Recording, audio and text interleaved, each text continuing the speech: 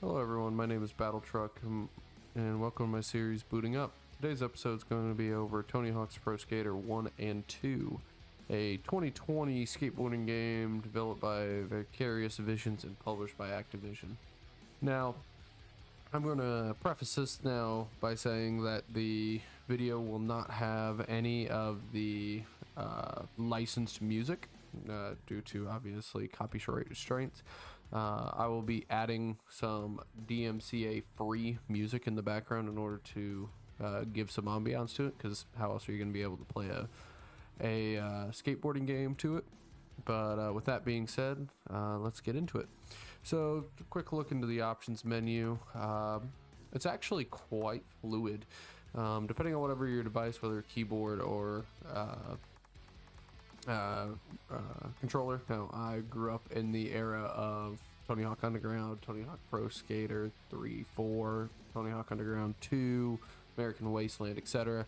I got used to the controller setup. And I think for the vast majority of people, it's going to be controller on any of these types of arcadey skateboarding games. For video options, it's actually quite decent. You not only got your standard stuff for video mode, VSync, FPS cap, field of view, you even get into your HDR if you're compatible for it, and then your pretty standard run-of-the-mill here for your advanced options. For sound, we won't obviously have any of it, but talking about it, there is, for the essence of what Pro Skater 1 and 2 is trying to be, being a callback to when the peak of the series was, it has a lot of throwback songs to it, whether it be from stuff from like Bad Religion's You and Step It Up to Coming It Down and getting into Goldfinger's Superman, a personal favorite of mine, all the way into some more modern picks. But hey, you got just as likely Rage Against the Machine, Papa Roach, the punk nature of what skateboarding games of the early 2000s, late 90s, early 2000s were, and what you would want it to be today. And big picture, if I had to describe my opinion of this game, since I've played probably about 10-20 hours into it, it is a love letter to a franchise which may never get another sequel, and we'll talk about that after a little bit. But it's if the series has to finish up with this particular game, I would be upset, of course, but I would be okay with saying that there's at least a love letter in the franchise at the very end of the rainbow. For gameplay, you have all the different types of setups that you want, whether it be from wall plants and trying to tap for the controls for your HUD, display options, you can set your there. You have game mods, modifiers like old cheat codes, whether it be how certain move sets are, the assists, and even silly things like being able to describe the size. For one thing that I do like about the customization is that in a lot of the older games, it was about the game engine itself and the actual gameplay of skateboarding. What was nice here is you have a lot of options for customization. So you have your set of presets here for your pick, your skin tones, your hairstyles, which you can get, eye color, makeup, facial hair, and then you can go into the skate shop here in order to allow you to buy customization options to further deck out your skateboarder, as well as the idea that you can also get stuff based off of unlocking certain achievements in the game. So for instance, let's go to the challenge board, which is also another way to allow you to push towards certain boards or any sort of customization options. So for instance, if you go to the created skaters, here's going to be the boards that you could possibly unlock based off of you having certain goals achieved, which is a really nice achievement system. For instance, I can take this, I can mark and track this, and now on this board, now I'm tracking and I'm saying I want to try to complete it for the board on this one here, which is a really nice way to give you that level of progression. And not a lot of games can give you that sense of drip feeding rewards in the same way as being able to say, look, we know you're going to be playing. We know that you want to have some cool stuff. This is how you're going to get it. Whether it be trying to go through and unlocking all the going through with all the skaters, all the way up to whenever you get to the really cool boards, in my opinion, is when you start getting into the animated boards. So you have your standard stuff, and then you have your actual animated boards. So let's go to my skate shop, and let's look at my boards for a moment. Oop. And let's see here, scroll down. So you have stuff from, there's a level system, as you can see. I'm currently level 50, and all these boards are here being unlocked over time from the levels. So you're always constantly trying to unlock new boards, new gear, what have you. But if you keep going further down, so for instance, we have this blind psychedelic reaper, but here at level 70, if you get to it, now you get a premiere, and premiere is animated basically.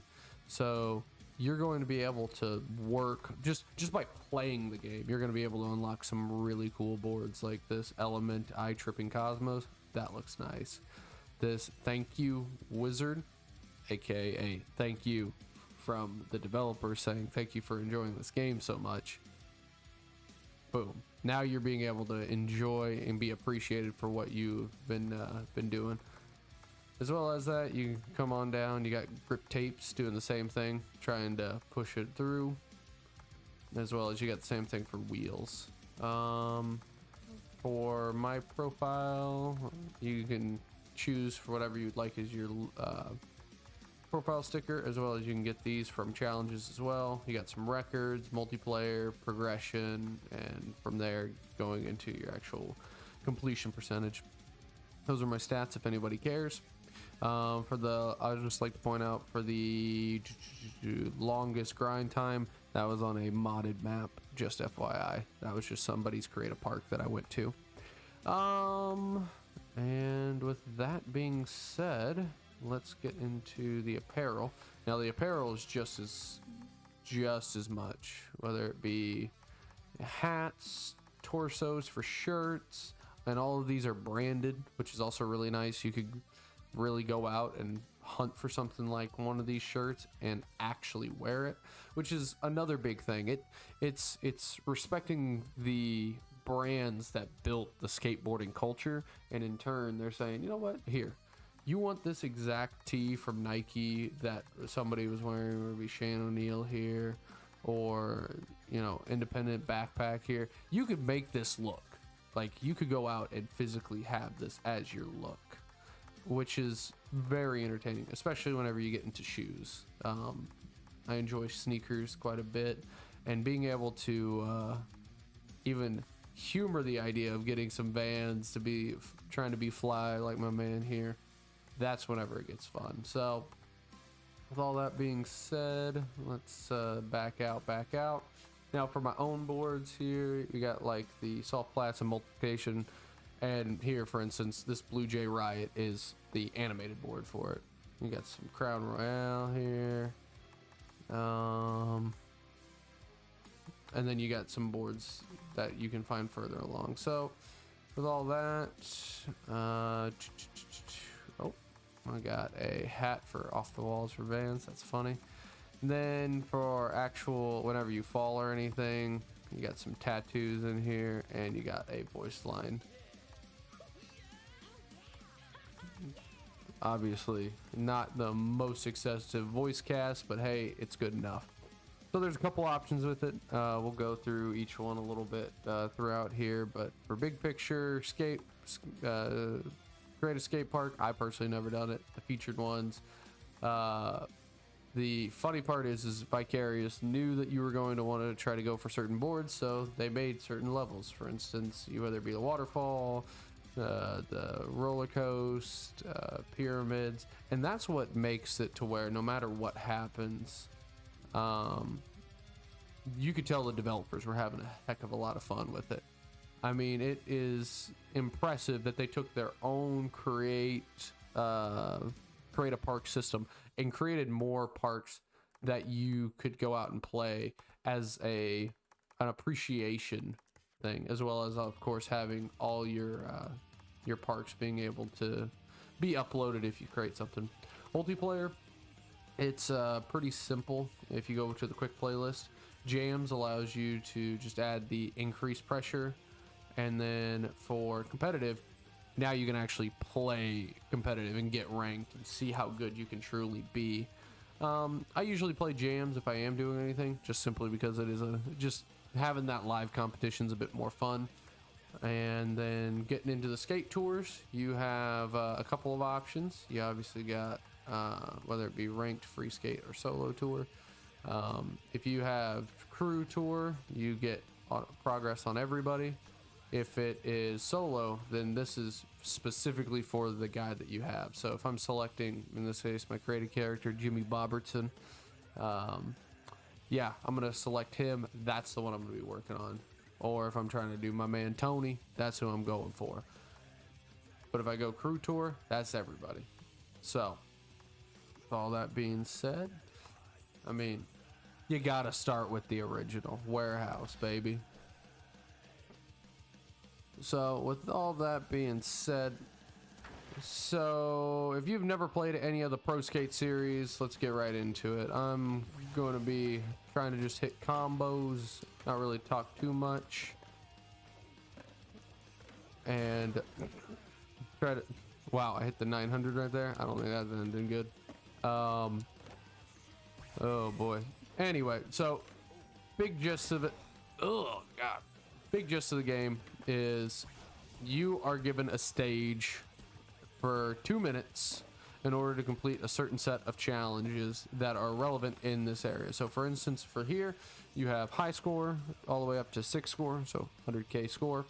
High combo, aka get as high as a combo is per run. So for instance, right now I'm doing a combo right now of a south flip, a nose grind at 50-50. And if I would have been able to land that for 88.95, that would have been my combo that I needed for that.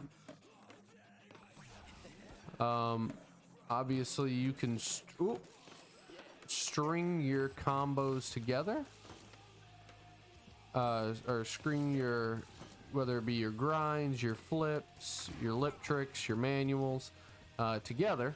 And in turn, you're going to be able to extend not only the multiplier, but also the point generation, because at a certain point, the amount of points that you get for holding a trick will reduce over time. So keeping that variety up keeps the point total flowing quick. I am personally a big fan of manuals, so you'll probably see that quite a bit. But anyway, with all that being said, you will also, as we get back into here, we'll have certain collectibles that you'll need to collect, or certain challenges to do. So for instance, in this area, if I was to have done it, it would have been to collect skate, which is just a set of letters scattered around. Collect 5 hydrants. Usually you got to do a trick on them or some interactable with the map. Same thing with smashing boxes. And then you have a couple of gaps to hit based off a certain trick, and find a secret tape in the level. Each one has its own unique flavor. So obviously the warehouse, it's the original from the original game. It's the OG. This is what everybody, if you ever played Tony Hawk Pro Skater, this is what you played. And wipeout. So we just landed a nice 250k there. That was kind of nice.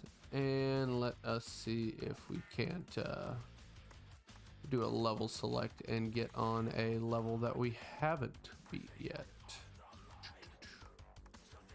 Let's quit and leave the park and try to find one. So the ability to get all, let's see here, so we got that, and then ranked progress, free skate, speedrun, high score. So I haven't messed too much with the ranked free skate here, but it looks like the free skate is a certain amount of points, and the speed run sees how quickly you can actually get through it. So oh, I see. Single for ranked play, this is your leaderboard setup. So if I want to try to see how well of a certain run that I can do, I can go in here and do that.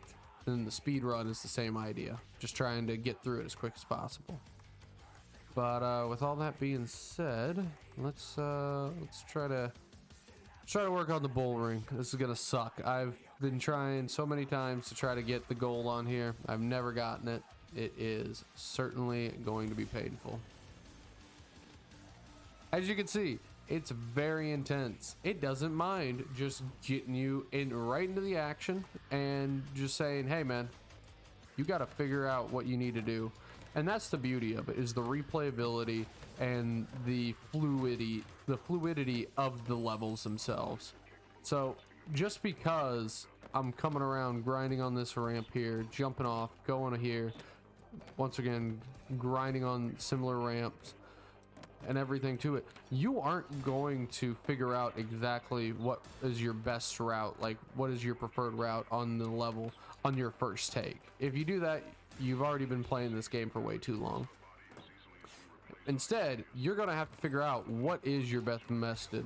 For instance, is it gonna be up here off of this half pipe, coming down, coming around, hitting this grind, coming over, doing a trick, getting a manual, coming over, etc., etc., etc. The list goes on, and that is what makes it infinite replay value in a lot of ways, is the idea that no matter what you want to do, no matter what your preference is, it doesn't mean that it's wrong. For instance, failed the manual.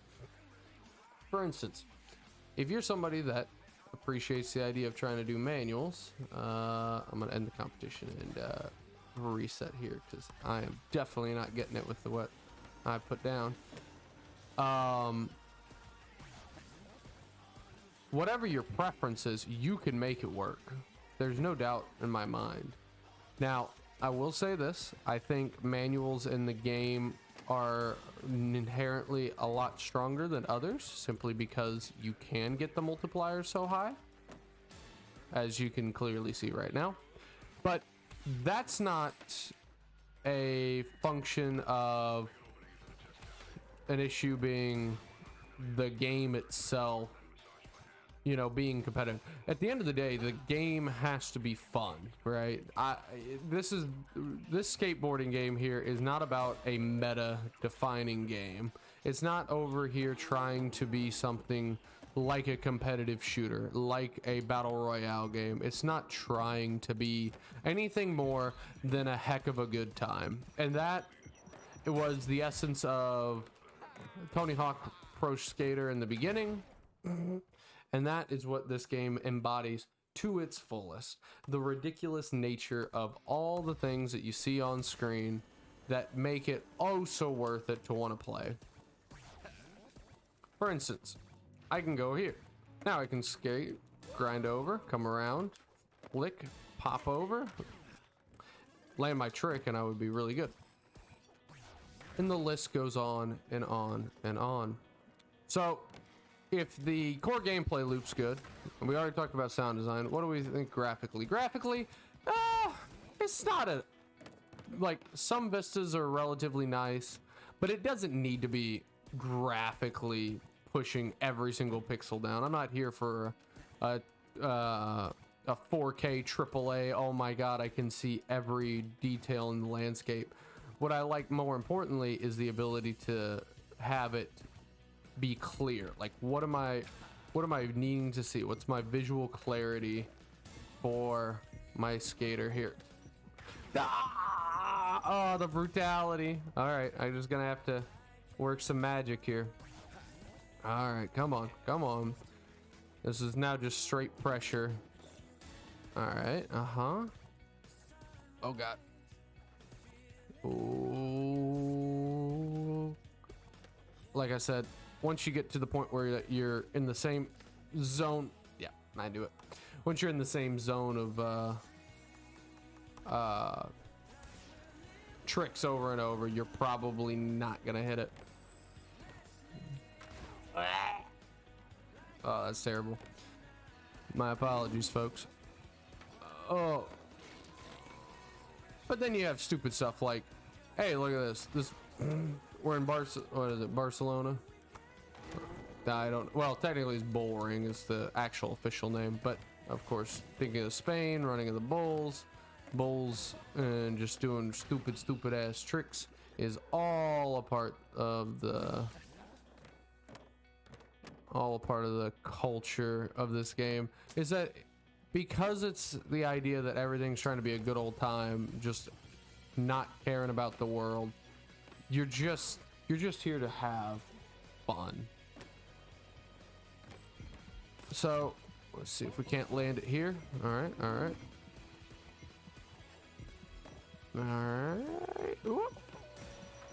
With all that being said, let's get back to the original point, as I'm gonna try to salvage this run based off of me hitting several of those. Oh, come on, baby. Let it be enough. There's the gold, baby. Hey, I got a new park, so let's unlock that. So over time, as you get medals and you get your goals unlocked, you're able to get the new places. Now, I think this might be one of the last areas. The copper drop. I've never seen this. Whoa, learning to swim. I got some boards to claim, and it looks like this is just a freebie level, just to be nice to you. So this would be if you're wanting to do your lips and stuff, and it looks like we also got this guy over here. Hey, go all the way. And that's what's awesome about it, is also physics. I also appreciate the banter that is just calling out the players, saying that they suck. Woo. Oh man, come on. I'm trying to get the V. So one of the other things that on the challenges where you're not actually labeled is that each map has a V. Also, don't do drugs. Has a V on it in order for you to collect, in order to get unlockables as well. So I'm gonna try to get this. I can't believe I nearly got it the first time and I can't get it now. But how to wrap this up. Tony Hawk Underground, yes, was a game for me that was era defining for how fun that game is. Tony Hawk Pro Skate was for some what Underground was to me. Based off of recent events, there was the works of a possible Pro Skater 3 and 4 by Vicarious Visions in order to make a sequel to this, to Pro Skater 1 and 2. Now after the merger, where Blizzard Activision merger occurred, taking over the studio, those plans, which has been written up in June of 2022, they were abandoned after the merger. We may never get another Tony Hawk Pro Skater. We may never get another Tony Hawk game. I'd be very shocked, but the genre may never get to see the light of day, just like how it's getting with this. So with that being said, what do I feel about Tony Hawk Pro Skater 1 and 2? If you loved anything with the Tony Hawk franchise, buy it. If you loved anything about just fun, arcadey sports games, buy it. If you enjoy the culture or a blast from the past, from a time and era that of gaming that just isn't there anymore, there are great sports games, but there is nothing in my mind that encompasses an entire era, entire feeling, an entire culture movement like the Tony Hawk franchise did at its heyday. So in my mind, it's bittersweet to say that this is such a great game and know that it's not gonna come back, most likely. But with that being said, even though things have changed and Vicarious had bought them out and everything else related, the amount of character and the levels, I mean, here we are in New York City, and everybody's driving terribly, and you're about ready to get ran over, and you're probably gonna die. I bet at some point it's gonna make a reference about the rats. The taxi drivers are doing exactly what they're doing. The subway is right here. I mean, it's just oozing with culture. It's oozing with just the fun vibes of just a city that's alive, whether it be subway to the roadway to anything in between. Now, with that being said, if any of the things that I previously mentioned sound like you, buy it. And if you don't buy it, if you're able to at least give it a try, maybe you're not that big of a sports fan, it is so casual that you don't need to be like what I was doing earlier, where you're hitting 400,000 point tricks in order to feel like you've accomplished something. Even just the little things can make it. But let me tell you, the sheer amount of dopamine that can occur when you're able to hit these tricks, bar none. There's no other game that makes you feel as good for landing a trick and going so fast and so reckless in a city quite like Tony Hawk. And Pro Skater 1 and 2, it's truly a love letter to a franchise that may never get another shot. So with that being said, thank you so much for watching, and until next time, enjoy.